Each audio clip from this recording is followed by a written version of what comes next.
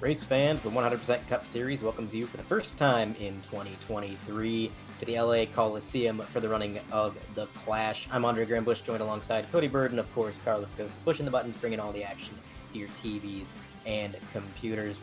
It is the beginning of this season with this exhibition event, although I do believe there are some points to be garnered if it's a similar system to last year for the season. So maybe not as much an exhibition as it is just a slightly different format and a whole lot of fun to be had here at this short track.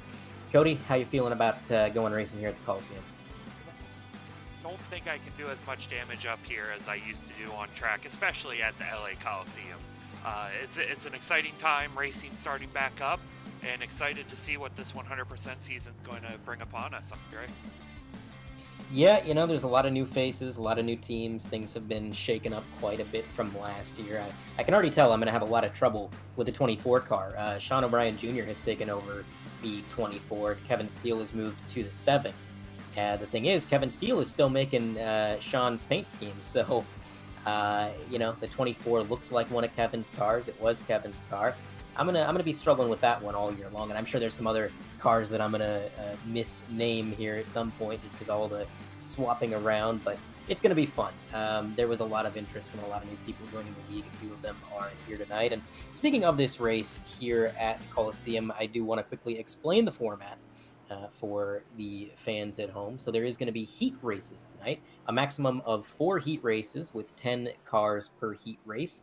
The top 4 finishers in said heat races are going to advance to the main. If we don't get 40 cars, then there will not be 4 heats. There will be 3 heats. But right now, it looks like the race registry is filling out pretty well. So we're going to have plenty of racing action here on track. 2 minutes left in practice. And one thing I'm noticing so far is the lap times are, for once, scarily accurate to real life. The real life practice and qualifying for the Clash at the Coliseum is going on tonight, right alongside this race. And I was taking a look at the lap times, and 13.2s, 13.3s were pretty common in real life, Cody. And right now, pretty much everybody is between a 13.2 and a 13.6, except for Sammy Bori in the number 64. He's currently top of the board in practice with a 13.199, the first one to break into that 13.1 bracket. Great.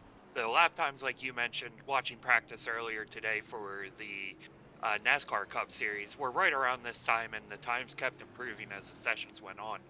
And I've been watching here since the start, and it kind of seems like that's the case here as well today, Andre. Yeah, definitely. I think we're going to see some track temperature changes right now. We're looking at about 71 degree in the air, 78 degree track temp, which is actually, again, scarily accurate because when I was watching, they took a temp gun to the track and they said it was about 74 degrees, give or take. So right around that range, and very similar conditions to what we're seeing in real life. This track is just it's unique, and I think when you have the track changing throughout the course of this event, that's just going to make it more and more difficult. Of course, rubber is going to be laid down on the track as well as these guys run through their heat races, so that'll be another factor to keep in mind. But yeah, it's a short, flat track, and it's not exactly it doesn't really have straightaways, Cody. It's kind of curved on either side, so these drivers constantly working the wheel. Andre, and with this track, having raced it last year, something that you can actually see happen a lot is these drivers will go below that white line where you're currently seeing that Xfinity logo and such, trying to get a good run off the corner, trying to beat the next guy off and see what happens. Now, something else you got to watch out for today too, Andre, is this is short track racing, so people aren't going to be afraid to use their bumpers here. Oh, they're absolutely not. And I think when it comes to some of the new faces in the league, you want to come in, you want to make an impression. You want to make sure that everybody knows that you're here to play. And I think what better way to do that than go out here and win the Clash if possible. And sometimes that might require moving somebody, as we see Wayne Grassy in the number 3 get moved a little bit there in the corner, very similar to what happened to Chase Briscoe in real life. But these races are short too, Cody. The heat races are going to be 15 laps apiece, which is not a whole lot of time to get up and go. And if you're starting in the back of the field and you want to get to the top 4 for that transfer position, you might just have to get a little bit rough. Yeah, and I remember the first heat last year. Nobody really knew what to expect going into that first corner. I was speaking with Bryce Hoffman earlier today, and he just said going into that first corner, brand new track, short track especially, he just locked it up and almost destroyed half the outside line. Now here today, these guys have had a lot more time with this Gen 7 car going around the corners, and they're starting to get more comfortable as you currently see cars out on track for qualifying. Something we haven't seen in quite some time, Andre, with now qualifying sessions Friday night and Saturday during the day. Yeah, generally for this league, qualifying is done prior to the race session. I believe that is how it'll be done in the regular season once Daytona begins. But for the Clash at the Coliseum, it is kind of more typical iRacing qualifying procedure where it's just in the same session. You've got 2 laps and a certain set amount of time to complete those 2 laps. But right now, Jeremy Miller top of the qualifying board with a 13.28. But remember, we did see times faster than that in qualifying, so there's some time on the board. Right now, the 30 car feeling pretty comfortable up there. Murray in second alongside Lucas Hoitzma, basically tied for second and third, 0.03 seconds behind our pole sitter. And short track Joe Stafford sitting fourth currently. So living up to the name here at this Coliseum, Cody. Yeah, and he's looking to repeat back-to-back years at the Coliseum. Last year, this was his first race in 100%. Came in, dominated the field with a win. Everybody was put on notice from that moment forward that Joe Stafford was going to be somebody to contend with at short tracks, and he is definitely living up to that name, Andre. Now, something else that I'll be curious about too, like you mentioned, a lot of new faces coming into the league, and with that comes some new teams as well. And probably the biggest name on everybody's list is Legacy Motorsports, led by Boyd Hogan. So it'll be interesting to see how they do this first weekend out here in San Andre. Yeah, I think everybody has pretty high expectations for them. But again, we'll have to wait and see. I think when it comes to expectations in the 100% Cup Series, it's so difficult to gauge where somebody is going to be able to run, how competitive they're going to be, even if they're really good, just because the competition level is so high. This league is a commitment. Of course, we are running 100% length races, hence the name. And there's just so much more that goes into it than just racing on race day for 4 hours or so. These guys are practicing and testing all throughout the week, and then, of course, qualifying.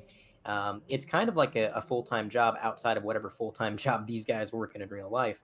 So, I think a lot of it comes down to just how dedicated are you to the league. And, you could have somebody that's got a lot of skill and a lot of talent, but if they're not as dedicated as the next guy, they might not have that edge. So it's always fun to see where everything shakes out. And, sometimes you see drivers that are, um, improving all the time just because of how dedicated they are. And sometimes you see drivers that kind of rely more on their raw talent rather than preparation. But so far, qualifying order has not changed. Jeremy Miller still top of the scoring pylon at 13.281. Alex Murray there in second. Lucas Hoitzma third. Brandon Pierce going to be fourth place with 13.345. Alexander Van de Sant, former IROC champion, is going to be fifth so far. So there is 1 minute left in qualifying. And Sammy Bori, who was fastest in practice, only able to get to six, which again isn't bad. I say only, but there's a whole lot of cars behind him. So sixth place for Sammy Bori. Wayne Grassy with a pretty impressive seventh place currently right now. Joe Stafford gets bumped all the way down to eighth. Dustin Hall going to be ninth. And rounding out your top 10 in qualifying is Blake Giglio, that's 16. From what I can already see, Andre, a lot of new names in this top 10 here this year.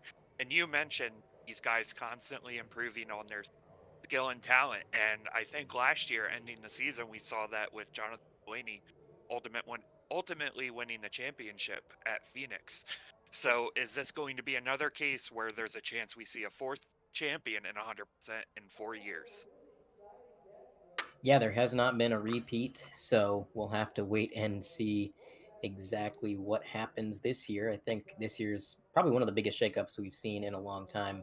Um, I know we were kind of discussing predictions a little bit in one of the group chats a couple days ago, and it was just I mean, everybody's thinking, well, I don't know. It's so hard to make any predictions, but it looks like qualifying has completed, so our heat races are sorted out. And it is Jeremy Miller that took the pole time. He took that pole pretty much right at the beginning of qualifying, wasted no time getting on track, and he did not give it up. Nobody dethroned him. So here we are for heat number one. Here's your starting order for the first race of the night. Jeremy Miller on inside row one, Brandon Pierce to his outside. Behind them, you've got Wayne Grassy and Blake Giglio in the 16. Chris Hamann is going to be in row three. And it looks like next to Chris Hamann, as the graphic has gone away, I'm kind of having to shift cameras here. If you just give me a second here. Behind, next to rounding out the field in that 41. I know he is very glad to be driving that number 41. He was wanting that number this year, and he got it, but he's got a lot of ground to make here in this heat race, Cody. Yeah, yeah, there is quite a bit of moving that's going to take place from Jason S. Taylor if he wants to get to the front. And of course, as you probably have seen with this track, the potential for some catastrophic wrecks is there for these drivers. So Jason has a chance here to get up into the top four and transfer into tonight's feature. And it is going to be a battle for that top four as the grid is just waiting for the lights to come on the pace truck so they can make a few quick pace laps and get this season officially underway. But man, oh man, this race is going to be a lot of fun. I think anytime you go to a short track, it's fun. But I've always been a big fan of the heat racing format. I think not only do you get more racing out of a single event, but you kind of give the guys something to battle for other than just the overall win. You're battling for a transfer position, and you've just got a lot harder racing all throughout the grid in every single heat. So I like heat racing formats. I honestly would not mind seeing NASCAR go to some heat races in other tracks, but that's a topic for another day. As the pace car, pace truck, whatever you want to call it, does roll off the start-finish line, and the lights are not on, so it looks like we're just going to make one quick pace lap. If it pulls in, that means we are going to be going green here. But we are going to go around again, so I'm not exactly sure why the lights didn't come on, but one more pace lap around it would seem. 3 heats for tonight. I do want to confirm that.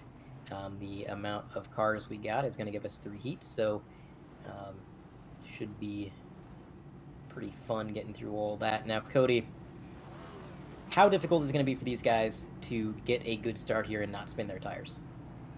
It's going to be very difficult here, Andre, with this, as we see the pace car pulling off the speedway, and Jeremy Miller's going to lead us to our first green flag of the year, and they're already checking up on the start, Andre, with banging bumpers going into the first corner.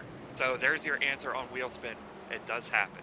Well, I'm not sure if that was wheel spin or what happened, but the 38 definitely did not go, as it looks like the number 30 is on the infield. Now, I'm not sure if that was an intentional maneuver or if he just caught the bumper and got spun down there, but he is on the infield right away. Perhaps he was black flagged, actually, for that sort of confusing restart there. Or I shouldn't say restart, but initial start. Yes, and I can confirm over the driver radio that the number 30 did get a black flag. So that would be why he pulled off, and I think maybe Brandon Pierce has one as well. We'll have to wait and see what he does, but that was not exactly a smooth start. We're already 5 laps into this 15-lap event. Currently, Brandon Pierce in the lead, but he does have a black flag, so he's going to peel off to the inside. That hands the lead to the number 3, Wayne Grassy, but maybe not for long as he's under fire from Chris Hammond. Chris Hammond getting really close in the corners, has a little bit more center speed, it would seem. A little bit of a blink out of Grassy there, but now Grassy's starting to extend his lead. Blake Giglio sitting in third. He's pressuring Hammond to try to get up there, get a little bit closer. But unfortunately for them, they're starting to see that number 3 drive off into the sunset, Cody. Something else to take in consideration now, all these NASCAR tracks do have restart zones, and some people may not be fully aware of where the restart zone is here. It is, you would think, right off the corner, but it's kind of in the middle of the front stretch, as we got a spin in the back with, I believe that's I'm not too sure. believe that is the 25 of Kyle Ammon, spinning around in the back there. And I believe he was up there battling towards a transfer spot at the time. And with the spin, he's going to go to the back. And now it actually looks like he was in the back, Andre. And it looks like just coming off the corner, locked it up and spun around. Yeah, just a little bit of a mistake there. Very easy to do. And unfortunately, the 41 of Jason Taylor was kind of caught up in that. It is 6 to go in the heat race and a fairly decent lead from the number 3, but that was kind of a slower line through that corner there. He kind of arced it in a little bit too soon, had to turn away from the wall. Keep making mistakes like that. It is going to cost you. Currently, the final transfer position belongs to Tanner Marty, and he is pretty secure in that. The next car back is about half a straightaway behind, and he's only got 4 to go. So as long as he can just keep his head on his shoulders and follow this number 16 around the track, or potentially try to make a move on him, either way, he's going to be moving on to the feature. Closest battle on track, I believe, right here. 3 cars under a blanket, all behind the leader. It is 3 to go, and just look how much they close up in the corners here. That number 16 has so much corner speed. Chris Hammond really fires off like a rocket. And look at this. A little bit of a lockup from Hammond, but they have caught Wayne Grassy with 1.5 laps to go. It's a bump from Blake Giglio that's going to push him even closer to our leader. White flag is in the air. Does anybody have anything for the number 3? Does he get moved? He locks up the tires. Coming down the back straightaway for the final time in Heat 1. Wayne Grassy dives down to the bottom. Aggressive shove from Blake Giglio, but it's not going to be enough. Wayne Grassy takes the win in Heat Race 1. Looks like Chris Hammond gets transfer number 1, Giglio transfer number 2, and Tanner Marty, nearly spinning, is still going to be able to secure that final transfer spot. So that was quite the eventful Heat Race 1, Cody. Very confusing start, but the main storyline there is that our 2 front runners on the front row that started 1 and 2, both were handed black flags for that restart, and neither of them are going to go to the show. Definitely an interesting way to start off the night, Andre. We have a winner now, and of course, losing our front 2, who were considerably probably up towards the front in consideration for making the starting field tonight. They go to the back, and that opened the door for some of these guys who may have thought it's going to be an outside chance of me getting into this race. But that's the thing sometimes. You just got to count your blessings and hope for the best. I also want to point out, Jeremy Miller, he served that penalty, and in a 15-lap race at a track this short, he was still able to get up to 7th. So, he gained a few positions there. We do have heat race number 2 pacing on track, and it looks like my trading paints has decided not to work. But let's go ahead and try to run through the grid real quick if cameras want to pan to the drivers. There we go. And it is gonna be too pixelated for me to read. Alex Murray, Alex Van de Sant on the front row. Joe Stafford, RJ Root, row 2. It's going to be Mark Sichochi in 5th alongside Clayton Hoffman. Bryson Ixenbaugh, 7. Alex Princeton going to be P8. And Sean O'Brien Jr. rounding out the field in 9th in that 24 car. Again, still not used to seeing that. But pace truck is off, and the second heat race of the night is underway. And a much cleaner start than the first one, Cody. Much cleaner there, especially with 2 of the guys up front. Alex Murray was considerably one of the top 8 drivers last year, and Alex Van de Sant came into the league late. And as you can see right there, Joe Stafford showing why he is short track Joe as Alex Murray dives low to retake 2nd. So it's already seen some more passing in this heat here, Andre. Behind our leaders, look at all this 2-wide racing. You've got the number 11 right there, just muscling his way. A little bit of contact is going to put him 3 wide. There's a spin in the back. I believe it was Princeton in the number 9 is going to go around. Still on track. He gets going. Leaders are not going to have any trouble with him, I don't think. And all of that chaos is going to put him back single file, but I think we expected something to happen when we went 3 wide. That doesn't typically end too well at a track like the Coliseum, but let's follow along with this number 24. You can see the 11 makes a little bit of contact with the car up high. That checks up the whole field, including the number 9. And when the 9 checks up the 24, can't really see what's going on. He's just coming out of the corner. That's all kind of in his blind spot. and just tags the number 9 in the wrong position, gets him spun around. So not looking good for O'Brien or Princeton. Currently, it is Stafford still leading the way. Alex Murray second. Van de Sant in third. RJ Root holding on to that final transfer position in that number 45. But he's got Hoffman not far behind in that number 92. There's the battle on screen. It is the black and orange 92 trying to overthrow that 45 if he wants to make it into the feature. He's got 7 more laps to do it, 8 more laps to do it, I apologize. And you can see that, some of these drivers, Cody, are actually running different lines from one another. Whoa! Another issue for the number 9. Collect some of our leaders. That closes the battle for the final transfer. Yeah, yes, it does, Andre. Sorry. To a slight issue there, where sound was coming through what felt like 5 years. But yes, the battle for the lead is getting more and more difficult here. As you can see, Bryson Hixenball on the inside of Hoffman, trying to get around him, trying to get up towards RJ Root for that top 4 position and transfer into today's feature. Yeah, he's going to try to get around him, but he's got another car ahead of him if he wants to transfer that he's got to pass. We do have a replay of that incident. So there's the number 9. He's a lap down. He is just trying to run his line. Let's see what happens. Looks like he checks up just a little bit early and gets a bump in the rear end. Spins him around for the second time in 15 laps. And again, that closed up the battle. That allowed Hixenbaugh to even catch up to Hoffman to make that pass. And now for the transfer, Bryson Hixenbaugh down to the bottom of the 45. He's got 3 more laps to complete this pass, but it was a lockup from the 45 that opened that door. And it is a bump to the 45 that is going to take him completely out of contention. Bryson Hixenbaugh now a little bit more comfortable with that final transfer position. Van de Sant still ahead, but he is way up the road. Not going to be too worried about him as the white flag flies for short track Joe Stafford. A little bit of lap traffic ahead of him, but not close enough to worry. Again, short track Joe Stafford's going to live up to the name through 3 and 4 for the final time in Heat Race 2.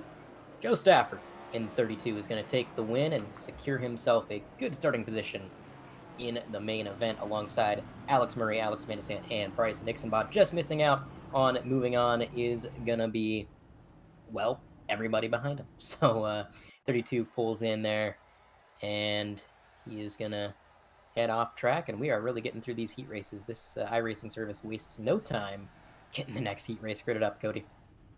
Absolutely no time is wasted, Andre.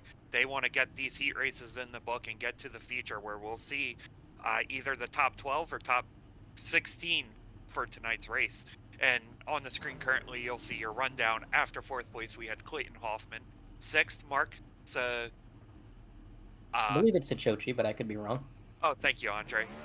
English is not one of my better languages. 7th is Sean O'Brien Jr. Yeah, I was going to say, I think that's an Italian name, Cody. That's not English.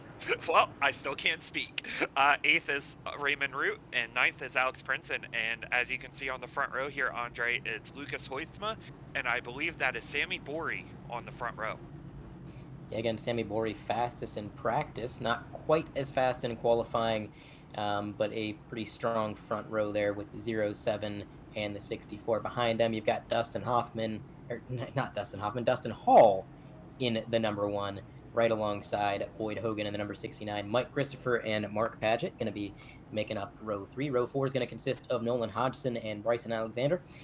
Ralph Hutchison going to round out the field in 9th. So the pace truck should be pulling off this time, and we're going to get underway for 15 short laps to determine the final 4 entrants into the main event.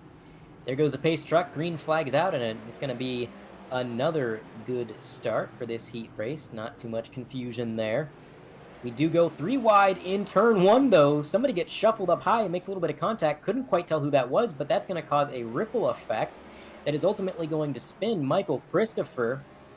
Hutchison involved in that, in the number 8. Sammy Bory as well. I think he was the one that initially got shuffled out of line, but now there's contact to Dustin Hall. This is a demo derby, Cody. All heck has broke loose here at the Coliseum as we currently see it. It looks like Nolan Hodgson has gotten into 3 or 4 drivers on this heat and has opened up the door for 4th place. And as you can see on your screen, a replay upcoming. So we go into the first corner and we see Boyd Hogan get a 3 wide start there. Sammy Bori tags the wall, gets into, it looks like, Boyd there, and then in the back of the field, everyone checks up, and there you see where all the wrecks happened, Andre. Yeah, that was a chaotic first couple of laps. Now, these three not done playing bumper cars yet. It looks like Ralph is going to give a little bit of a shot to, I believe that was Hodgson. Man, oh man, just a whole lot of contact out here for how few laps we've run. In all the chaos, we're kind of forgetting currently in the lead. We do have the 07 of Lucas Hoytsma. Boyd Hogan currently running second, I believe, after that 3 wide start. Mark Paget is in third. And Dustin Hall, after everything he's been through, according to my scoring and timing, is still showing in fourth, but I don't think that's accurate. No, he is fourth. Okay, producer Carlos confirmed it. But I believe this is for position right here. Can Ralph take the transfer? This is looking to be a good battle on track. Obviously, Ralph now changing to the 8 car when that opened up, and looking to make a pass on the inside of Dustin Hall, and it looks like he will complete it here to get that final transfer with 6 to go in heat number 3. But the question is, how hard does Dustin Hall fight back? Does he try to send it, maybe move the 8 car up the track? Well, if he was going to do it, I think that opportunity may have left. The number 8 just getting far enough away that he might be out of striking distance. A lot of speed under the hood of that number 8, but a lot of distance between him and the next car up the road. So he's got the transfer position. Don't think it's possible for him to catch that pack up ahead. His main goal right now should be playing a little bit of defense, keeping that number 1 in his rearview mirror. Meanwhile, our 3 leaders, Hoytsma, Hogan, and Paget, are still kind of showing some separation as they parade their way around this track, single file. We do have 2 cars out of the race and 1 car 1 lap down. Mike Christopher and Sammy Bori have called it a day in their heat race. Nolan Hodgson 1 lap down. Number 8 just extending that gap a little ways as the white flag flies. You see Dustin Hall get into the wall a little bit there, just trying to get everything he can out of that car. Lucas Hoytsma is going to come down the back straightaway and into 3 and 4 for the final time in heat race 3. Lucas Hoytsma is a heat race winner here at the Coliseum. A little bit of a celebration drift there. Boyd Hogan, Mark Paget, Ralph Hutchison all moving on to the heat. And Dustin Hall is going to miss the cut by this much, Cody.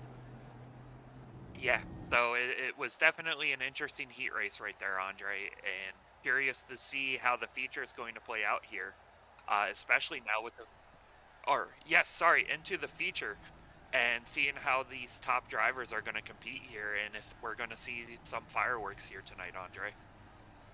Yeah, so the feature is going to be 150 laps, so relatively short compared to what we're normally used to here at 100% Cup Series, but I think that's just going to turn up the intensity levels. We do have our official starting positions for the Clash final event. Wayne Grassy on the pole inside row 1, right alongside short track Joe Stafford, Lucas Hoytsma, and Christopher Hammond. Going to be 3 and 4. Row 3's Alex Murray and Boyd Hogan. Blake Giglio and Alex Vandesant is going to be row 4. And rounding out your top 10 is going to be Mark Paget and Tanner Marty. Starting 11th is going to be Bryson Hixenball in the 63 with Ralph Hutchinson right alongside of him. Well, starting 13th will be Dylan Kritz, 14th Clayton Hoffman, 15th Dustin Hall, and then 16th Jason S. Taylor, 17th. I'm going to pass this one off to you, Andre, so I don't mispronounce it again. Again, I believe it's Mark Sachochi and Bryson Alexander. Also, I want to say, I believe what happened here is that because we didn't get 4 heats, it was actually taking 5 from each heat race. We were scheduled to take 4, that's what the announcement said, but not getting 4 heat races, I think they took an extra car from each heat. Andre, it looks like everybody from the heat races is out on track right now, Andre. If that is the case, I'm not 100% sure. Yeah, it does look like everybody's on track. I'm not exactly sure why. The announcement said we were taking 4 from each heat, and then if we had less, it may take more. I'm a little baffled here. This should be interesting going into turn 1, Andre, here at the start. Yeah, I would say this is definitely going to be something. I mean, it's a 27 car field, just like in the actual real life, as we can see Wayne Grassy taking the green flag here, and he gets a great start to start off with Joe Stafford not getting as great of a start, and Lucas Hoitzman's going to take over second, Andre. And it was a very good start for the number 3, but look at this. He's going to dive down to the bottom. I'm not sure if he got a black flag and contact. Bryson Ixenbaugh to the rear of Boyd Hogan. And that is going to really shuffle up the field there as the leader, Lucas Hoitzma, is going to try to gap the rest of them, take advantage of that chaos. Also want to point out in chat, Brian Wiggins says it's Mark Sakosi. So not Sichochi, whatever I was saying. Mark Sikosi is how you are going to pronounce that. So I appreciate it. You know, we do our best up in the booth, but we're also not that bright. So sometimes we see names that are a little bit too much for our American brains. But, man, oh man, the number 3 getting that black flag early on, definitely causing some chaos. Bryson Hixenbaugh now around, Cody. Saw on that opening lap, Bryson Hixenbaugh get into Boyd Hogan there on the start, and they have some history in the past outside of 100%. So I'm wondering if there was some response to that. Now, as we can see here, field's starting to spread out a little bit. Not as crazy as we all expected on that start. Some incidents back and forth, as we can see a replay on screen of, I believe that is, oh, that was live. Sorry, my apologies. And it looked like the number 12 went into the wall right there, as we can see battles all over this quarter-mile track, Andre. Oh, yeah. There's going to be battles all night long. There's nowhere to get away from traffic on a track this short. Doesn't matter if you're the leader or the last place car. It seems like it's just going to be a complete battle through traffic as the 41 noses into the inside wall, gets a little bit of damage to that left front, and now more problems. Mike Christopher into the back of, oh my goodness, it is a parking lot coming out of turn 4. Caution comes out for the first time tonight on lap 9. A ton of cars involved in that one, Cody. That looked like a good 7-8 cars involved, as we can see the replay on screen coming up right now. It looks like they go into turn, I believe that's 1. I apologize if it is not. And it just looks like one guy got into the back of somebody else, and the parking lot happened, and all chaos broke loose again, Andre. Yeah, that, man, oh man, you expect chaos at the Coliseum, but that was almost more like Bowman Gray. You have just a lot of chaos. Everybody getting stuck in the wad of cars. I think Ammon may have been involved there. He was trying to check up and just got pretty heavy hit from behind. See the number 9 getting tagged, Alex Van de Sant. Number 36 machine trying to weave his way through. Riding on board with Mike Christopher, this is his perspective of everything. Just a bump to the number 12, gets in a little hot, and then they actually kind of rolled down the track. They didn't quite lock up their brakes, and I think that's what kicked off everything. The 29, the 02, the 96, all involved. Yeah, that's never a good thing. Whenever you're spun out, you definitely want to hold your brakes. Otherwise, you risk something like that happening. That's Andre. Holding the brakes is one of the keys to finishing a race in 100%. Now, of course, sometimes stuff happens where you just can't. And currently that, yes, so we got some feedback on what happened. The max was set to 16, and somehow it allowed all 27 drivers, Andre. And this is providing us some racing here coming up that we'll see the full field, and everybody to go home, and everybody gets to have some fun tonight, Andre. If you want to call it that. So this does make sense. There is a bit of an issue right now, and I'm assuming they're going to patch it eventually, especially given the fact that iRacing is migrating entirely to the UI and putting the website to its end-of-life cycle here. But there is an issue with the UI where if you make a session like this for a league and you set certain settings and then you open those settings to view them again, sometimes just opening it will reset certain things, and you'll have no indication of what got reset. So everything seems fine, but really things got changed, and I think what happened there is what got reset was the maximum car count in the main event. So the admins had expected the exact same thing we expected, with just 4 from each heat. But what we got was every single car that qualified and a whole lot of chaos. Yes, and that meme just explains it all, Andre. Um, I'm not complaining up here in the booth as we're going to get to see some great racing as we're going back green here with Lucas Hoitzma leading them back to the green flag. And here we are off again, Andre. And Lucas Hoitzma, who was enjoying a sizable lead, now has to try and take it back again from Alex Murray, who got a really good run through 1 and 2 on the outside. He was able to stay right at the 07's door, but through 3 and 4, he's going to have to concede that position. Behind him, you've got Boyd Hogan getting to the bottom, intimidating Chris Hammond in that 88, making him lock up the tires and bump the wall. They're still making contact going to the corner, 3 wide on 3 wide TV for just a moment here at the Coliseum. But that was pretty impressive how they sorted out that 3 wide, Cody. Yes, very impressive. Normally when you go 3 wide at any track that is this width, as Chris Hammond goes around, comes back up into track and gets, I believe that is Ralph Hutchinson and Wayne Grassi. What is Hammond doing? What is going on here now, Andre? Hammond's on a warpath. I mean, he just drove up into 2 or 3 cars there. That might be the bonehead move of the race. Let's see. 88. Follow along. He gets a bit of a nudge there. He gets some help from Alex Van de Sant. And then immediately tries to pull out. He catches the number 8 of Ralph Hutchison and then catches the number 3. Maybe he's got something against the drivers with VEI numbers, but man, oh man, that was maybe not the safest re-entry I've seen. Yes, there has been some interesting things. Oh, and there was a second caution, as we can see from this replay. It looks as if Wayne Grassi is backwards, comes back up into track and sitting dead center. Okay, no, the caution was because of that incident with the 8 and 3. I think it just was a bit of a delayed response. Yeah.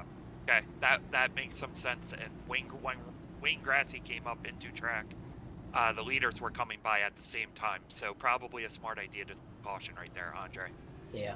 Mark Sikosi, he gained 3 positions on that restart. I believe he restarted 20th, moved up to 17th, so not bad, picking up a few positions there. And Bryce Nixonbaugh has been involved in, seems like a couple of scuffles tonight. He's in 14th, right behind Dustin Hall, Kyle Ammon, Sammy Borey, who had a troubled start to the race, almost back inside the top 10. Alex Van de Sant, who initially helped that 88 around, that kind of kicked that all off. He's currently 7th. But man, oh man, it has been all Hoitzma and Murray up front. Blake Giglio, I think he started on row 4 or 5. He's up to 3rd now through all this attrition, starting inside row 2, right behind his teammate, Lucas Hoitzma. So this field order, we're 24 laps in, Cody, but just about nobody is where they started except for Lucas Hoitzma. Yes, Lucas Hoitzma has come out of the gates firing. Now, he was in the championship for last year, Andre, and you know him very well, him being one of your team drivers. And he's going to show he's out for blood this year and wants to get that championship and hoping to kick it off here at the Coliseum with a win. He sure does. And Peter Short in chat asked who the biggest mover is. And I'm not exactly sure if we have that data. I certainly couldn't guess at it because, man, oh man, this field has been shuffled up so much. But it is Brandon Pierce, apparently, who's the biggest mover. He started 16th. He is currently 9th. So there's your biggest mover of the race so far, is that number 38 machine. And I know Brandon Pierce put a lot of time and effort into practicing for the Coliseum, so that doesn't really surprise me. Green flag flies, and the 22 gets a really good start. This actually may be enough to get him clear of the 07. Can Alex Murray take the point? No, the 07 sends it in deep in the corner, slides up a little bit, maybe some contact between the two of them, but Lucas Hoitzma is going to get clear. And then a shot to the rear bumper of the 22 from the 16. They're still too wide. Boyd Hogan trying to move his way up the grid. He's going to give a shot to the 22. Alex Murray can't catch a break here, Cody. He's getting shoved from everybody. Behind him, it is a hornet's nest of cars. Brandon Pierce in the middle of said nest, trying to make a move on the bottom of the track. And another spin, maybe another parking lot as we go 3 wide. That's Alex Van de Sant. He is going to get the car turned the right way. We stay green. And the leaders are going to be right behind him, so he has not... Oh! Okay, he's going to take it to the exit gate. I think he had enough fun for one night there, Cody. Yeah, yeah, this track definitely tests your patience, and it looks like some cars are now stuck together as they're battling, and we're three wide going into the turn again. Like I mentioned earlier, that is never a good thing to see, Andre, and we'll get a replay here of the incident with Alex Van de Sande. Looks like he's going into turn one and just dives low on Dylan Kritz, gets shoved back up the track, and RJ Root gets into the left quarter panel of him and turns him around, and just bad timing in the wrong place, Andre. Sometimes the Colosseum giveth, sometimes the Colosseum taketh away, and that was Colosseum takething. The 96 was kind of on the giving end of a punt earlier. Now he's kind of on the receiving end, and I can see where this race is just a little bit much for some of these guys, and I don't really blame the 96 for heading towards the gate for the haulers, because I don't think anybody expected it this many cars as more chaos breaks out. The number 12 machine noses it into the inside wall. Now the question is, can he recover without triggering a caution? Because if he backs up and somebody passes by him, that may begin a yellow. But look at that. Alex Murray to the bottom of Dustin Hall. Gonna make a move there. We stay green, so whatever happened to the 12, it didn't seem to start a caution. He's able to keep it going. Too wide now. Blake Giglio, Boyd Hogan battling with lap traffic, but behind them another spin. Couldn't quite make out who was involved. It's coming fast and furious here, Andre. As we go three wide, and there is an incident limit here tonight as well. So we may start seeing some drivers hit that incident limit and get disqualified. And I believe the incident limit, looking at it, is 21 incidents. So it does take a lot here to get disqualified, as now some drivers may be pushing that boundary and may just start taking it easy to end up finishing this race and have a chance at the win, Andre. Oh, yeah, I mean, a lot of these guys, you got to think, are getting pretty close to that limit. As the 41 goes around again for the second time tonight, he's going to get very intimate with the inside wall, and he hits the limit. So just as you were talking about that, Cody, the 41 gets pulled out of the event. We still got a whole lot of racing left to go, and maybe not too many points to spare in terms of incidents for a lot of these guys. Lucas Hoytsma out to a pretty commanding 7/10 of a second lead over Alex Murray. Boyd Hogan dealing with lap traffic and that spin happening right in front of him earlier got drugged back to 2 seconds behind our leader as we go to the 3-wide TV multicam. Top of your screen, we're kind of following along with Dustin Hall, the 34, the 45 as well. RJ Root is currently running 5th, right behind Blake Giglio in 4th. We got some 2-wide action here as the one car finds the outside wall, trying to make some room for these guys that are on the lead lap. Yes, Andre, and something else to take into consideration as well. I had a chance to catch up with Bryson Hixenball before this event. Fuel is not an issue, tires won't be too much of an issue, and that second lane is a little viable if somebody goes low. Now, of course, the biggest thing here is the damage of these cars. That's going to have a major impact, Andre, as we continue. Oh yeah, it's gonna definitely play a factor if they can't keep the car clean. But ooh, a little bit of a shove there. Kyle Ammon trying to make a move, didn't quite get enough though to make the move. He's really running that low line. Now there is rumble strips down there, and in real life it gets a little bit slick when you go over those rumble strips. You don't quite have the grip that you would have up on the racing surface, but I believe on iRacing there's not a whole lot of a difference. So some of these guys are going to be running right down on that wall all night long. There goes Kyle Ammon. He's finally going to be able to make the move here on Tanner Marty. Marty got into the wall a little bit straight away prior. That kind of opened up the door for Ammon to complete that move. And Dustin Hall being stuck a lap down still. I believe he's currently in lucky dog position were we to get a yellow flag. He's got to be careful because eventually he may go a second lap down, which there's a couple drivers that are 2 laps down, and they would then be battling for that lucky dog. It is still Lucas Hoytsma out front, and there's Chris Hammond right there. He's been involved in a couple incidents tonight, but he's kind of bounced back from it, trying to at least complete the race. Can't get the track position back, and he bumps Dustin Hall. So the number 1 goes backwards on this straightaway. He's going to have to duck it into the pits. The 24 spins in front of him. No yellow flag yet. The Coliseum proving to be very lenient with its yellow flags. I know Coliseums are kind of known for blood sport, but I would have called a yellow right there. I believe the admins are calling the cautions through this race. So we're not seeing a bunch of single car spins bring out cautions and keep the event moving, Andre. Ah, that makes sense. Yes. So, of course, as we mentioned, Lucas Hoitzma still out front, and it seems as if Alex Murray's closing the gap here a little on Lucas Hoitzma as we close in on lap 54 of this race. And laps are starting to click off quick, Andre, and times are starting to move as we're seeing passing is kind of hard to do without maybe using a front bumper. Yeah, this is not a very multi-lane track. There is 2 degrees of banking. That is not enough to do anything with. I think Clint Boyer said an egg wouldn't run down 2 degrees of banking earlier. So it's not really much of a highline track, and especially there's no rubber up there by any means because nobody's really running there. So it's a very bottom line dominant track. And if you're going to make that pass, like you said, Cody, you might have to use the bumper. You might just have to get lucky and get your nose underneath them and force them up high. I mean, you can pressure somebody into letting you by without necessarily getting aggressive or getting violent. But the quickest way is always going to be that chrome horn. Yeah.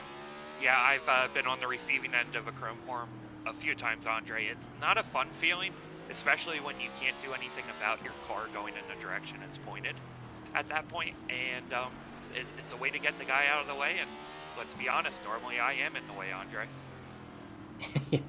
So I want to point out, I think damage is actually disabled for this session, as Carlos has pointed out. I didn't expect that to even be a possibility. I don't think I've ever seen a 100% Cup Series event where damage was disabled.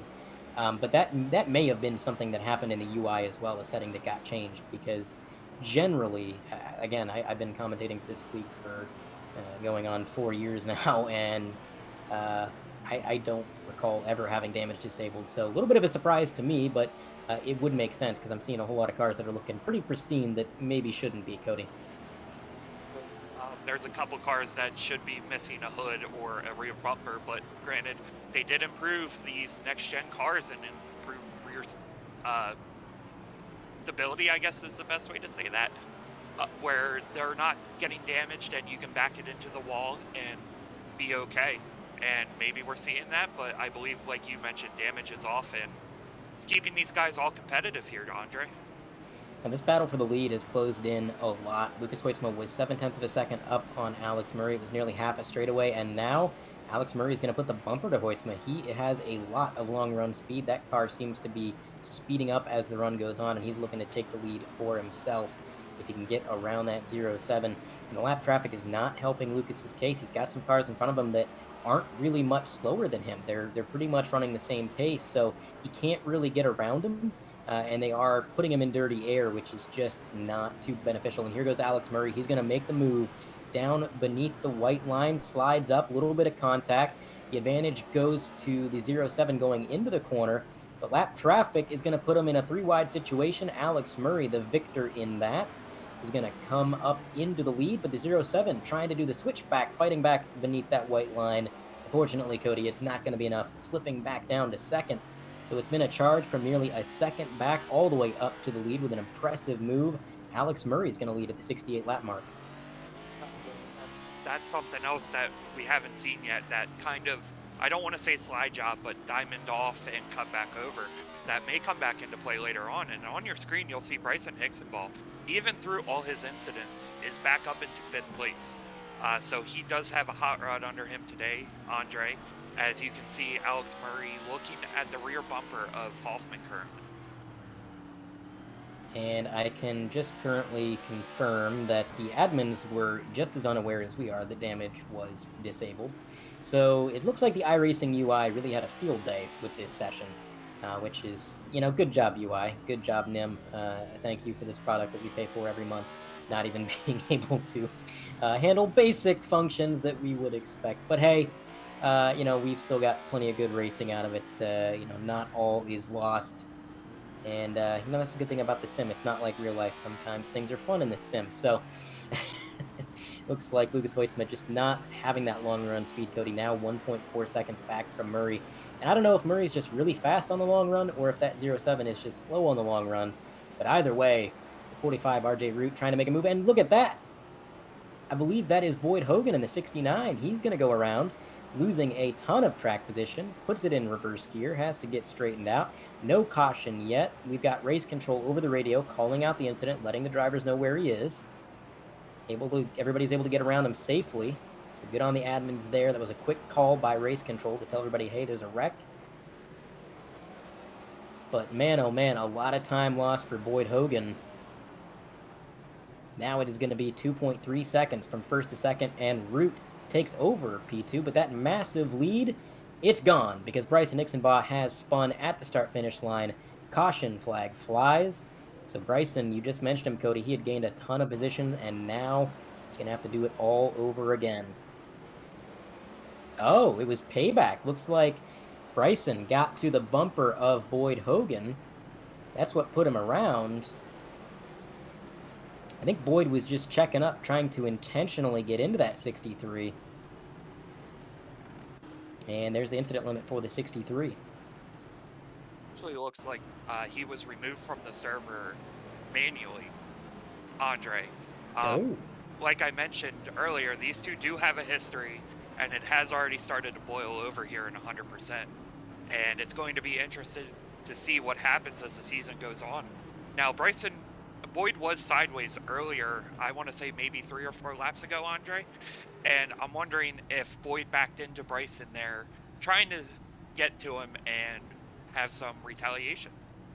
I think that's absolutely what happened. Boyd, he's an aggressive driver. He's not exactly known as the clean as a whistle driver, but it's a short track, and things tend to boil over. I'm not exactly sure I agree with the call to remove Bryson from the session, but hey, I'm just a commentator. That's on the admin's call, so they saw it the way they saw it, and things are the way they are. But right now, I think the main focus here should be that Alex Murray is going to have to deal with some short run speed, which has not been his strong suit. It seems like on these initial starts he is struggling a little bit, and then it's the long run where that car comes alive. But getting this field bunched up and getting everybody back together, we're not guaranteed a long run. So Alex Murray may not have an opportunity to get that 22 up where it needs to be. He's going to have to play some real defense here, Cody. Yeah, Andre, absolutely. He's going to have to play some defense. And RJ Root, he's been up towards the front most of this race here today. And he showed towards the end of last year that with his new team, he showed some speed and is going to look to overtake Alex Murray, who are both actually on the same team. So I don't know if there's going to be anything coming from this, if they're going to work together here. Absolutely. So I do have confirmation from the admins that caution wasn't necessarily for Bryson and Boyd, but rather just to sort out some on-track issues. I'm not sure what that necessarily means, but that is what we were told. So maybe some issue with the timing and scoring. Maybe something was going on with the iRacing servers. I'm not 100% sure, but that caution was actually not directly for those two. So it is going to be a restart here as the pace truck should be pulling off relatively quickly. We've been pacing for a little way here, and there he goes into the infield. Alex Murray has a bit of a rocket ship underneath him tonight, and it is going to be a fantastic start. That was textbook, Cody. He actually checked up the bottom lane just enough that he was able to springboard back out front without really causing any issues. He didn't really jumble the field up too much. He just kind of played it the way that he should be playing it. Looks like a possible penalty for RJ Root as he ducks into the pits. And now Dylan Kritz in the 34. He's going to try to run down Alex Murray, but it's already 4/10 from first to second. We go to 3-wide TV multicam. Here's Brandon Pierce trying to work over Kyle Lamon down on the bottom of the track. Is he going to be able to make the move? Yes, he is, and that's going to put him behind Lucas Boitsma. And they're going to battle it out for the 4th place position. We got more 2-wide action behind them, though. Alex Prince and Blake Giglio, teammates, going to go door to door. The number 30 is now going to make the pass and separate these two. That 30 car is fast, Cody, and we shouldn't forget that. He's had some trouble, and he's had some issues tonight. That 30 car is a rocket ship, and if he can just start having some clean laps and click off some consistent runs here, he's going to be a threat. Showed some speed early on in this race, obviously getting the pole, and currently up into the 8th position, as you mentioned. But we also do have a new contender for second place, Dylan Kritz, who has been moving through this field.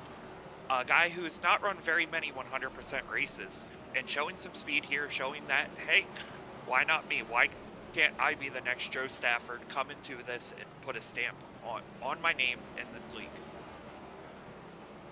Yeah, I mean, these short tracks and especially this new car kind of opens the door to see some new faces up front that you might not have seen running up front too much prior. But also, Dylan Kritz, he's been around in the league a little bit. He knows the competition, he knows the car, and he's probably put in quite a bit of time and effort, just like everybody else. So definitely showing that he is a contender, like you said, Cody. Why not me? If I'm going to put in the time and effort, why shouldn't I be able to run up in the top five? And that's exactly what he's doing.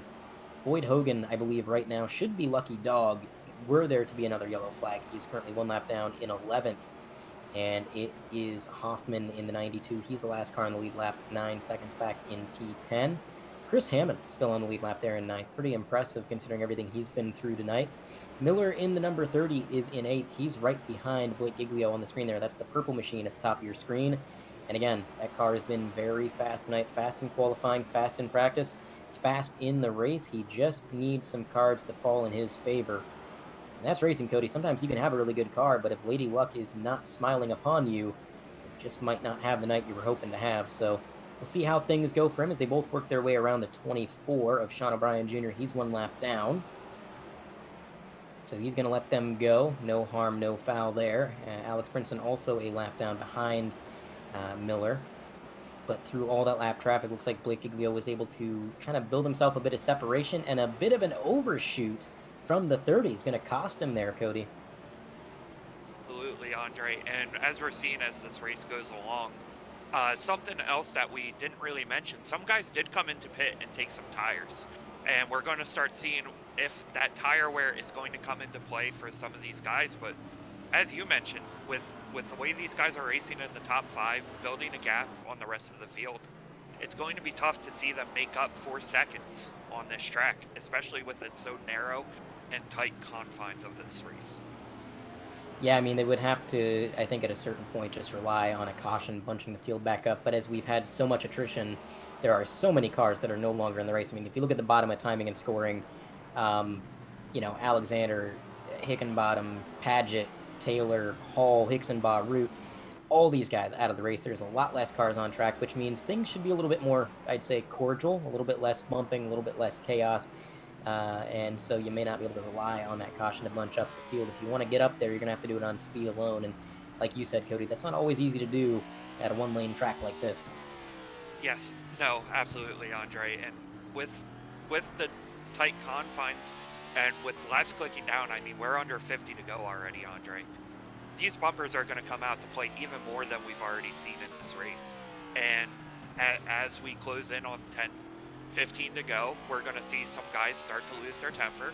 I don't know if we're going to see much more temper be lost tonight. It would be very surprising, to say the least. Well, I'm not sure it would be too surprising. I think there's still some drivers on track that maybe have some bones to pick, but we'll see.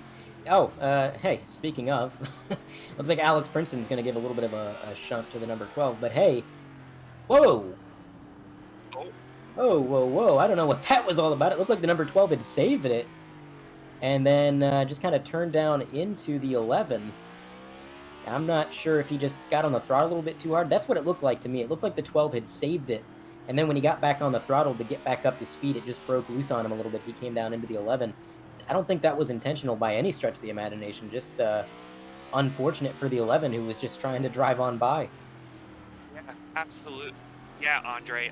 So it's kind of weird being on the other side of an announcer's curse for a change. So I do appreciate the opportunity to have that happen as we see the replay on screen. Yeah, so the 11 is actually a triple-digit car. It's the 297, but he is running the incorrect paint scheme, which, by the way, does mean he will not be scored for this race. If it's any consolation, that wreck doesn't matter, because if you're running the wrong paint scheme with the wrong number, you don't get scored as far as the league's concerned. So, unfortunate that he got into an incident there, but we'll see exactly how everything shakes out. Perhaps, as Carlos pointed out, it could be an admin issue. Maybe the session didn't assign him the right number. Maybe he is supposed to be the number 11. We don't really know because this session is so kind of messed up from the way that iRacing kind of goofed with things. But top of your screen, that is Chris Hammond trying to battle it out with the number 12 and the 24. They're going to go too wide momentarily. Bottom of your screen, that's your leader, Alex Murray. He's out to about 0.7 of a second in the lead. But man, oh man, Cody, that was about how far Lucas Hoytsma had got out when all of a sudden Alex Murray started reeling him in. So maybe Dylan Kritz has something for him on this long run. We'll have to wait and see. So far, it looks like Murray's classed the field, but you never know. Tanner Marty holding down third place. He's kind of in a lonely position in that number 29 machine. He's got 0.7 of a second up to the next car in front of him, and he's got about 4 seconds to the next car behind. So off in his own little world right now, not really too much position to gain or lose. So maybe glad for that behind the wheel. Maybe just able to take a moment to breathe. The number 22 threatening to, whoa! Contact between Boyd Hogan and our leader.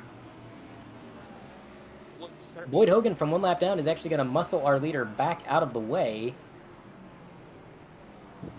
And I don't think our leader's too happy about that. He's going to put the bumper back to Boyd.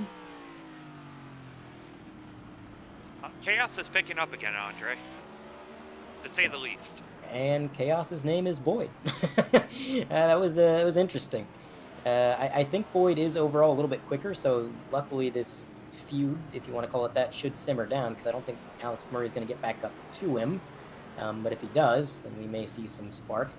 Looks like the number 30 trying to get around Blake Giglio for position number 5, actually, Cody. Last time we checked in on him, he was in 7th, so he's actually trying to gain yet another position, break that top 5, and it's been a slow climb to the top for that number 30, but he's getting there.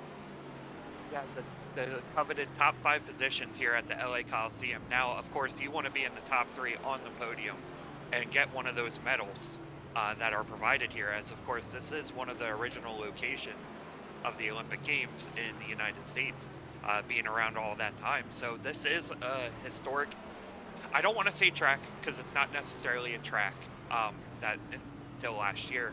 Historic venue, I think, is the best word to say, and getting a win here would mean a lot to any of these drivers in the top 10. I think surviving would mean a lot to these guys. We've got 30 laps to go, which is not a whole lot at a track where your lap times are right about 13 or 14 seconds, and 1 second between Dylan Kritz and Alex Murray. Murray has been able to extend his lead, and actually, due to some lap traffic up ahead, he is closing back in on Boyd, so this might be something to keep an eye on, Cody. Yes, absolutely. Yeah. Whoa, Kyle Ammon sideways on the backstretch. Just as you say that, I think we're jinxing the whole field here tonight, Andre. And again, I want to say good on the admins there. Damaris had called that wreck out pretty much as it was happening, so everybody knew exactly where not to go. It was a very quick call, and I think Damaris working race control tonight has kind of avoided a lot of incidents tonight. He's kind of saved us from some pileups. Yeah, there's been a lot of pileups already, and we're starting to see more and more incidents occur. And if we can keep this race rolling with single car incidents, that would be great for the rest of this race, as we're under 25 to go. As you see, Jeremy Miller dive in on Blake Giglio there.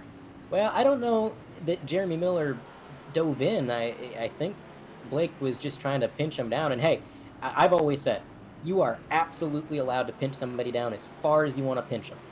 But if they hit you, you have no room to complain. So it's a two-way street. Blake had every right to do what he did.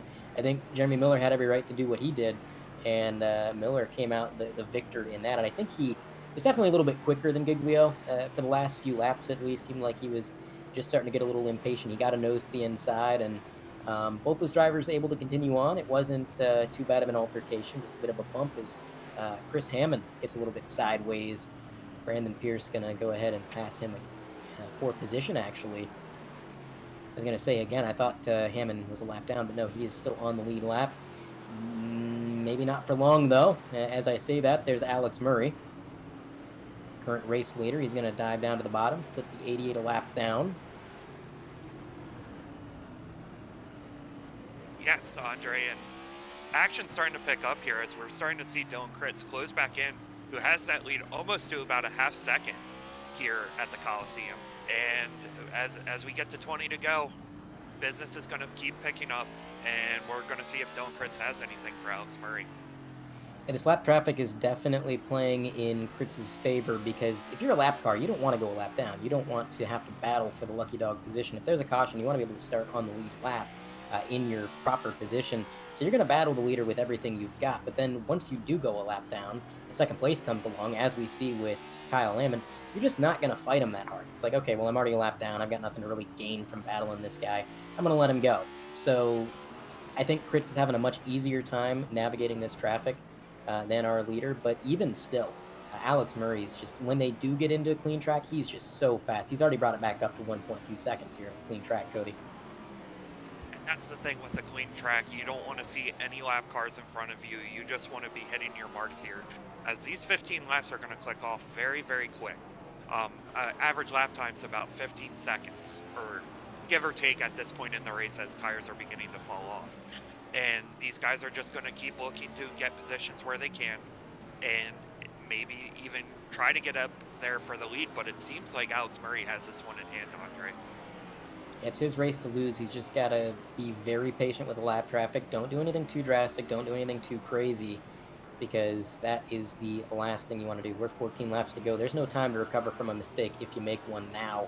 Top of the 3-wide TV multicam, that's a battle that's been transpiring between Brandon Pierce and Lucas Hoytsma for P6, actually. And they have a lapped car in front of them, the number 12. He put the bumper to Hoytsma, and he has put a little bit of distance between them, but he hasn't quite ran away.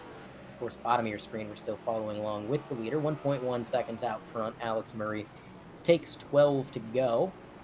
And he is actually closing in on this battle on the top of our screen, Cody. You can see that bright neon yellow car of Brandon Pierce just in the corner of the frame with our leader. So Murray definitely with a dominant car. If he gets around Pierce, he will have lapped all the way up to 7th. Yes, and we don't see that very often in these races, Andre, where one guy is just so dominant. On very few occasions, we've seen a guy lap the entire field. So it's anytime you can get up to where they are, it's impressive. But Alex Murray's going to have to deal with these two guys. They still have a chance at a top 5 here, and they're not going to want to give up that chance. And as you can see, Alex Murray's going to try the outside here, but kind of boxed in, Andre. Yeah, there's been a whole lot of boxing people in, I would say, at this track. There's just not a whole lot of options when it comes to lane choice. You pretty much have to run the bottom, and if somebody takes that away from you or somebody is in front of you, there's just not a whole lot you can do about it. We're going to go to the gyro cam for Alex Murray, and it does say second gear on the tachometer, as Carlos pointed out. That's probably accurate. Sometimes when you're spectating, the gear information isn't always correct. But I do believe this is a second gear track. It's actually a second gear track in real life as well. A lot of drivers running gear 2 during practice qualifying today. And so some of these guys probably building their setup to kind of accommodate the high revs and short gear ratio that they're dealing with here at the Coliseum. But as we stay on our gyro cam, we got the onboard down below. We got the third person view up top. And Brandon Pierce doing a pretty good job staying alive on the lead lap. And again, I think Murray may just be taking it easy. It's 5 to go. He's got 1.2 seconds of the car behind.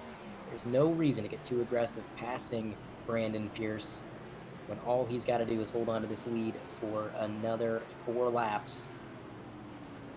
Brandon Pierce very fast in his own right tonight. Obviously, if he's able to hold off the leader, currently running P7 right behind Lucas Hoytsma. Look at them brake rotors, Cody. As the race has gone on, those brakes have just got hotter and hotter.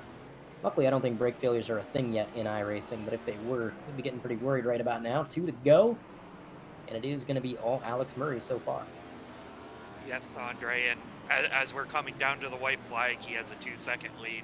All he needs to worry about now is nothing happening in front of him to get his win here at the Coliseum today as they go into turn 1 for the final time, Andre. And he took the lead on a long run. He defended it on a short run, and once that car came back to life, he never looked back. The dominant car of the night, the 22 of Alex Murray, is going to win at the Coliseum for the first race of the year for the 100% Cup Series. in an unexpectedly chaotic race. More cars than we expected. The damage being turned off definitely threw a wrench into things. A lot of cautions, a lot of chaos, but Alex Murray, he knew how to navigate it. He knew what he was doing. That purple 22 is going to do some donuts here on the front straightaway in LA. Yes, it was definitely a race to remember, Andre, I would say, here tonight, and it's going to be interesting to see how the rest of the season plays out. That it will, and especially given the fact that when we come back and we're racing again, we're going to be at a completely different venue. We're at one of the shortest venues NASCAR has ever gone to, and the next race is going to be the Daytona 500 at a super speedway, wide open, drafting. It's going to be quite interesting. The 22 continuing to take his victory laps. We're just going to get some interviews lined up here in the waiting room, and then we'll get into our typical post-race coverage where we have a word. But until then, here is your official final running order for the night. Alex Murray takes the win right ahead of Dylan Kritz. Jeremy Miller all the way up to third, Cody. Not a bad finish. A lot of cars he had to pass to get there. Tanner Marty is going to be fourth. Blake Giglio fifth. Lucas Hoitzma, his teammate right behind him, in sixth. Brandon Pierce is going to be P7, just barely on the lead lap. Chris Hammond, first car lap down in 8th. Kyle Ammon is going to be P9. Rounding out your top 10, Alex Brinson. Cody. Sorry, I was on mute there, Andre. My apologies. Finishing 11th was Nolan Hodgkinson. 12th, Sean O'Brien in the 24, not Kevin Steele. 13th, Mark finished 13th. I am sorry. Thank you, Andre. 14th was Boyd Hogan after some on-track fireworks. 15th was Clayton Hoffman. 16th, Raymond Root. 17th, Bryson Hicksonball, also with some on-track fireworks. And 18th was Dustin Hall.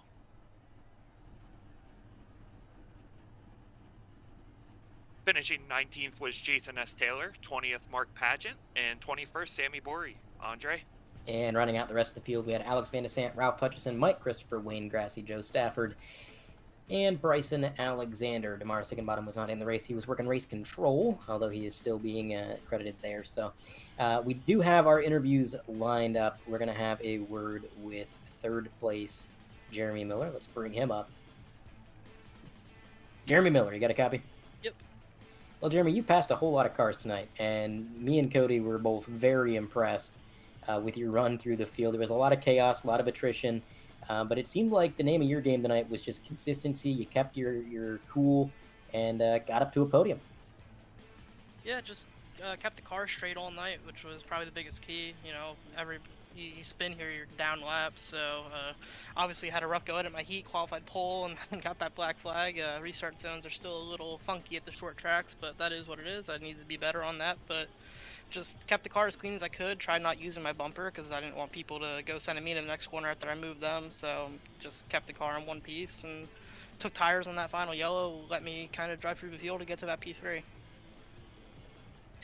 Absolutely. And how did you feel about the way that this race kind of went? There was actually a bit of a issue on the iRacing side of things. There was only supposed to be, I believe, 16 cars maximum in this race, and we wound up with well over 20. What was the name of the game at the start of this race, and what was going through your mind when you saw the size of the field? Yeah, I mean, I wasn't supposed to be in the main by the way I had it set up, so I mean, I caught a break there. So it's kind of just playing with house money at that point, so I just decided to run. I ran pretty soft race. I didn't really throw it under anybody until like maybe the last 50 laps, and even then I was trying to do it as clean as I could, just keep that left front tire from locking up and just try not to wreck anybody. Track this narrow, if you turn the guy in front of you, there's a pretty good chance you're going to wreck yourself too. So I'm typically more aggressive, went with a different attitude tonight, and I guess it paid off.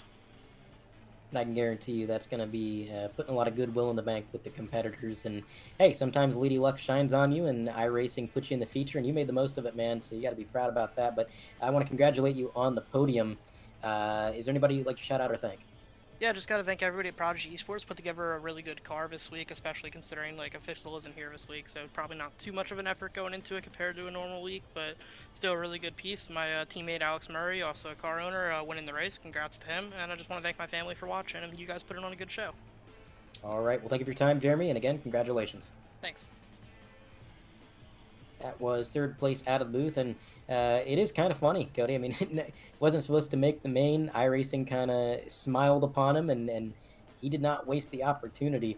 I'm going to hand it off to you, Cody, for second place, Dylan Kritz. Dylan Kritz, this is Cody up in the booth. You got a copy? Dylan, this is Cody up in the booth. You got a copy? Got a solid copy. All right, Dylan. So walk us through your race. Obviously, you started 13th, which was originally outside the starting top 12. What was your thoughts at the time when you thought you weren't going to make this A main and then you were able to load in for the grid? You know, I saw that we only had 3 heats, so I thought we were all out, right? And it was just a matter of, hey, I'm on the grid, we got all these cars, just gotta survive. Really lucky to survive those first 2 parking lots in like turn 1. And then it was really just came down to attrition. You know, I was thinking about taking tires, I think it was on like the third caution, second or third, and last minute decision not to, and that seemed to pay off. I definitely wasn't the fastest guy out there, but I kept it mostly clean, kept it out of the wall, was able to take it home. You know, this is a great result for what's going to be a part-time season. Absolutely there, Dylan. And of course, throughout the race, we saw you moving up through the field, and with all the chaos that occurred, how were you able to avoid a lot of those incidents and be able to come home second? Sometimes all you need is some good luck and the iRacing gods to be looking down on you. But just like you said, a bit of good luck, a bit of making sure that, hey, I am here and that there's a car spun low, just backing it up a little bit, just finding the right gap when I need to. Definitely a lot of luck there at the beginning. Absolutely. Now, of course, is there anyone you want to shout out or thank for your second place finish here? Well, I'd like to give a shout out to Sean O'Brien Jr. for this fantastic Culver's paint for this Toyota Camry, true hero, and a shout out to Jason S. Taylor for being my motivator, helping me with practice, true inspiration, and CC O'Brien's. Of course, you always got to thank CC O'Brien. Now, we look forward to hopefully speaking with you throughout the season, Dylan, and good luck on your part-time. Hey, thanks. Gig. Second place out of the booth, and now it is time to have a word with our race winner, Alex Murray. Let's see what the driver, the number 22, has to say after his dominant run. Alex Murray, you got a copy? I got you. Well, Alex, that was an absolutely dominant run. I didn't think anybody would be able to be dominant in a race so chaotic. I kind of expected the lead to change hands a lot, but you took the lead from Lucas Hoitzma on a long run. You had a lot of long run speed, and then throughout the rest of the race, you just never looked back. Tell me a little bit about it. I mean, really, honestly, we didn't put a lot of work into the setup knowing that it is so chaotic.